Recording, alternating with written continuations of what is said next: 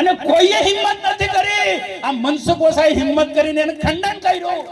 આ લુખ્ખા લોકો હોય એ અબબ કરે. આજે બંધ થઈ ગયા કે નહીં? આજે બંધ થઈ ગયા કે નહીં? આપણે આવા લોકોને સત્તામાં લાવવાના છે. આપણે અબબ કરનારા લોકોને તાલુકાના જિલ્લાના સભ્ય બનાવવાના છે.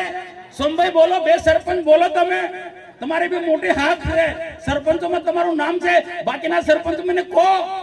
આપણે અબબ કરવા માટે તાલુકાના જિલ્લા પંચાયતમાં આ પોળાને ઘુસાડવાના છે. નાની મોટી અમારાથી ભૂલ થાય ભાઈ, ટિકિટ ફાળવણીમાં કઈ ભૂલ થાય, કોઈ પણ ભૂલ થાય તો એને માફ કરજો, પણ આ પાડાને શરણે ન જતા.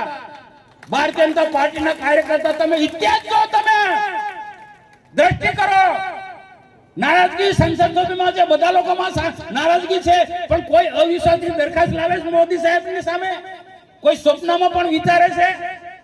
ગુજરાત હોય, મહારાષ્ટ્ર હોય, મધ્યપ્રદેશ હોય કે કોઈ પણ સ્ટેટમાં નારાજગી હોય છે કે નાનું કુટુંબ પરિવાર છે, નાનું મોટું તકલીફ હોય, દુઃખ હોય, પ્રશ્ન હોય, પણ કોઈ સરકારની સામે અવિશ્વાસની દરખાસ્ત લાવવાનો પ્રયત્ન કરે છે? કોઈ સાંભળ્યું કે ભાજપની સરકાર સામે અવિશ્વાસ આવે? નથી. આ વિચારધારાની સરકાર છે, રાષ્ટ્રની સમર્પિત સરકારો છે. આ તરફ આપણે દ્રષ્ટિ કરવાની છે. આ તો ટિકિટ નથી મળી અને આમને ઘેરાવો કરે નીલભાઈ પ્રમુખને ટોળે ટોળા હોય. આ ભારતીય જનતા પાર્ટીના કાર્યકર્તા આ સબત્ય નહીં. આ નારાજગી છે તો એના પાર્ટીના ફોરમમાં યોગ્ય રજૂઆત કરો ભાઈ. તમે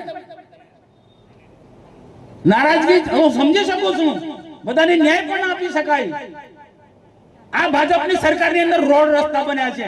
આ જૂના રાજનો રસ્તો શું હતો ભાઈ? બોટમાં જતા હતા ને રમેશભાઈ, જંગલ વિસ્તારની અંદર રિઝર્વ ફોરેસ્ટ સેન્ચ્યુરી એ વિસ્તારની અંદર અમે કાચો રસ્તો બનાવ્યો. મનરેગામાંથી અનેક આમ કે ને મનરેગાની ટીકા ટિપ્પણી કરે છે. એટલે લલવાઓ, તમને શું ખબર? આ ઝરવાણીથી માથાસરનો રસ્તો બન્યો હોય કે જૂના રસ્તો વસ્તુભાઈ ડુંગરના રસ્તા બન્યા હોય તો મનરેગા યોજનામાંથી બન્યા છે. આ નાનું મોટું ક્ષતિ થઈ છે, ભૂલ થઈ છે. ચૈતર વસાવા જે મોટું સ્વરૂપ આવે છે ને એને પૂછો કે જળગામમાં મનરેગામાં કેટલું મોટું કૌભાંડ કર્યું એના સરપંચે દેવાએ. ને ટીડીઓને ધમકાવીને ફોન કે દિવાળી કરવા માટે, હોળી કરવા માટે મારા આટલા કાર્યકર્તાઓને આટલા પૈસા આપો. આવું ભાજપના કાર્યકર્તા ઉઘરાણું ના કરે. ચૈતર વસાવાને એ પૂછો કે મનરેગામાં બોગસમાં કામ કર્યું છે, એ પેપર પર કામ થયું છે.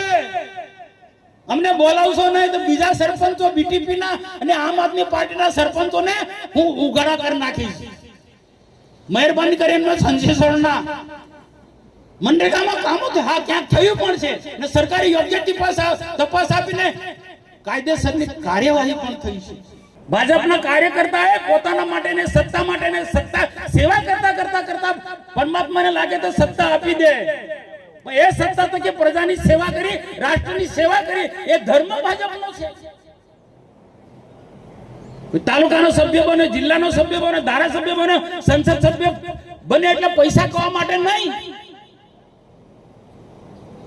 આજે આટલા વખતથી 1957 થી આ બધાના સાથ સહકારથી સંસદ સભ્ય શું? મારું ઘર જોજો, આ મીડિયા વાળાને ખબર છે. એક સામાન્ય ઘરમાં હજુ પણ રહું છું. મારા પરિવાર લોકોને કે અમને તો બેલેન્સમાં બહુ મોટા પૈસા, કરોડો રૂપિયા હશે. અહીંયા મારી દીકરી સામે બેઠી છે, મને પૂછ્યું દર્શના બેન, પપ્પા તમારું કેટલું બેલેન્સ છે તો કહો તો ખરા. મેં દિલ્હીથી બ્રહ્મેશભાઈ સ્ટેટમેન્ટ મંગાવીને બતાવ્યું એમને. મનસુખ વસાવા એકલા ને, આવા નરેન્દ્રભાઈ મોદી પણ છે, આવા ભાજપના અનેક નેતા ગુજરાતમાં છે ને દેશની અંદર છે. સત્તા મળી છે એટલે કમાવા માટે નહીં.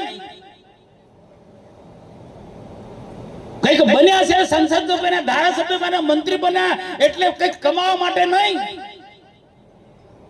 ટિકિટ મળી જાય એટલે એના માટે કઈક પદ મળી જાય, બે પૈસા કમાવું, કોન્ટ્રાક્ટનું કામ. આ માનસિકતા કોંગ્રેસના લોકોની જે માનસિકતા આપણામાં ધીરે ધીરે આવતી જાય છે. એટલે મારે સાચું કેવું પડે ભાઈ, આ માનસિકતા હોય તો કાઢી નાખજો. ભારતીય જનતા પાર્ટી 1982 માં સ્થાપના થઈને કેટલી ઝડપથી એક વિચારધારા ને કારણે, પાર્ટીની એક વિચારધારાના કારણે રાષ્ટ્ર માટે કામ કરનાર કાર્યકર્તાઓની ફોજના કારણે અનેક રાજ્યોની અંદર આ દેશમાં જે સત્તામાં છે અને કેન્દ્રમાં અટલ બિહારી વાજપેયી પછી આજે સતત નરેન્દ્રભાઈ મોદી સત્તામાં બેઠા છે. એક વિચારધારાના વહેલા છે, પારદર્શક વહીવટ છે ને આટલા મોટા વહીવટની અંદર નાનો મોટો પ્રશ્ન તો હોય ભાઈ. પણ ભૂતકાળની સરકારમાં તમે જુઓ, એમાં રાજ્ય સરકાર હોય કે કેન્દ્ર સરકાર શું સ્થિતિ હતી. કર્ફ્યુ થી માંડીને કેવા તોફાની તત્વો, છાસવારે આંદોલનો થાય, કર્ફ્યુ લાગી જાય. એવું નથી. આજે ગુજરાતમાં કાયદો અને વ્યવસ્થા મજબૂત છે. જુઠ્ઠા લુખ્ખા લોકો એવું કે ભાજપ વાળા કોઈ કામ નથી કર્યું ને આપણા લોકો એમની વાતમાં માની જાય છે.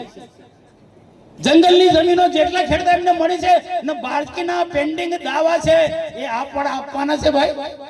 કોંગ્રેસ વાળા આપવાના છે, જેની કેન્દ્રમાં કે રાજ્યમાં કશું જ નથી. વિરોધ પક્ષમાં પણ નથી આ લોકો. સમજી લેજો, વિરોધ પક્ષની પણ એમની સભ્ય સંખ્યા નથી. ગણ્યા ગાંઠા લોકો ઉલુલુલુ કરે છે અને મીડિયામાં, સોશિયલ મીડિયામાં મૂકે છે કે ભાજપનો ઘેરાવો કરો, ભાજપનો ઘેરાવો કરો. તમારી તાકાત છે ભાજપનો ઘેરાવો કરો. આજે ભાજપ એ ગતિ આગળ વધી ગઈ. સમજી લેજો બધા કાર્યકર્તા. ટિકિટને લઈને નાનું મોટું મંદુક છે ને એ દૂર કરજો. 2047 સુધીમાં દેશને વિકસિત બનાવો છે. તમારા ગામમાં શિક્ષણની સ્થિતિ શું છે, એમાં જે છે એમાં સુધારો કરવાનો છે. સરકારની અલગ અલગ પ્રકારની યોજના છે. રોડ રસ્તાથી માંડીને એક મોડેલ ગામ બનાવવું છે, પૈસા કમાવા માટે નહીં. આ જુનારાજનો ગોપાલનો અલ્પેશ પૈસા કમાવા માટે ભાજપ છોડીને આપમાં ગયા. ત્યાં બહુ પૈસા મળે ને ભાઈ. આ સમજી લેજો ભાઈ. ને જુનારાજ વાળે એમની વાતમાં ના આવે, તમારે કામ સાથે લેવા દેવાય. અમે એવા પ્રતિનિધિ આપીશું નર્મદા જિલ્લામાં, તાલુકાના જિલ્લાના કે એની રજૂઆત અમારે નહીં કે ધારાસભ્ય બેન પાસે જાતે જ અધિકારી પાસે જાય. એવા સક્ષમ તાલુકાના સભ્યો, જિલ્લાના સભ્યો અમારે આપવાના છે. એવા અમારા સભ્ય આપવાના છે. ને 2047માં દેશને વિકસિત ભારત બનાવવાનો છે. તો એમાં ચૂંટાયેલા સભ્યો, તાલુકાના સભ્યો, જિલ્લાના સભ્યોનું મોટું યોગદાન રહેવાનું છે. તો આ તાલુકા પંચાયતની ચૂંટણીમાં, જિલ્લા પંચાયતની ચૂંટણીમાં જેને પણ ટિકિટ મળે, હું નહીં તુંની ભાવના હોવી જોઈએ. હું નહીં તુંની ભાવના હોવી જોઈએ. આપણે સમાજના માટે કામ કરવું, રાષ્ટ્રના માટે કામ કરવાનું છે, ભારત માતાને કામ કરે. જિલ્લા પ્રમુખે આ સોગંદ લેવડાય ને, આપણે ભાજપ માટે કામ, દેશને, ભારત માતાને પરમ વૈભવના શિખરે પહોંચાડવાનું છે. ને એ કામ ભારતીય જનતા પાર્ટીના કાર્યકર્તાએ કરવાનું. આમ જો બોલવાનું હોય ને તો હું 1 કલાક બોલી શકું, પણ આપણે રમેશભાઈને સાંભળવાના છે. મારે આપ સૌને નમ્ર વિનંતી છે, હું જિલ્લાના આયોજકોને ખૂબ ખૂબ અભિનંદન આપું છું કે બહુ સારી સંખ્યામાં બોલાય, એના કરતા વધુ સંખ્યામાં આવ્યા. કે ટિકિટના લીધે નથી આવ્યા, આ બધાને રમેશભાઈને સાંભળવા માટે આવ્યા છે. અને ભાજપને તાલુકા પંચાયત, જિલ્લા પંચાયત અને નગરપાલિકામાં સત્તામાં બેસાડવા માટે આવ્યા છે. કદાચ 5-10% કાર્યકર્તામાં થોડી ઘણી નારાજગી હશે, તે નારાજગી ભૂલી જજો. કોના માટે? ભારત માટે. આદિવાસી સમાજને સાચા અર્થમાં વિકાસના માર્ગે લઈ જવું હોય તો બધાએ સહયોગ આપવો. નારાજગી દૂર કરી દેજો ભાઈ, નારાજગી દૂર કરી દે. તમને સમય મળશે બીજી વખત અમે તમે ધ્યાનમાં રાખીશું. કોઈ ને કોઈ જગ્યાએ તમને સ્થાન આપીશું. સરકારમાં ગુજરાત પેટાની એટીવીટી થી માંડીને ઘણા એવા પદો આવશે, અમને નોટ કરીશું. જે લોકો હકદાર છે છતાં પણ કોઈ કારણસર ટિકિટ નથી મળી શકશે તો એ લોકો નારાજ ના થાય. જેને ટિકિટ મળે એના માટે કામ કરજો. ભાજપના મનસુખ વસાવાને ના ઓળખો કે નીલભાઈ રાવને ના ઓળખો કે ડોક્ટર બેન દેશમુખને ના ઓળખો, મનસુખ વસાવાને ના ઓળખો, તમે કમળને ઓળખો. કમળને, કમળ કે જેના પર લક્ષ્મી માતા બિરાજમાન છે, લક્ષ્મી નારાયણ બિરાજમાન છે. આ પવિત્ર ચિહ્ન તમારા આંગણે આવે તો દિલથી, પૂરી તાકાતથી તાલુકા પંચાયત ને જિલ્લા પંચાયતમાં ભાજપને જીતાડવાના માટેના બધા જ પ્રયત્નો કરશો. સૌને નમસ્કાર. ભારત માતા કે જય હિન્દ.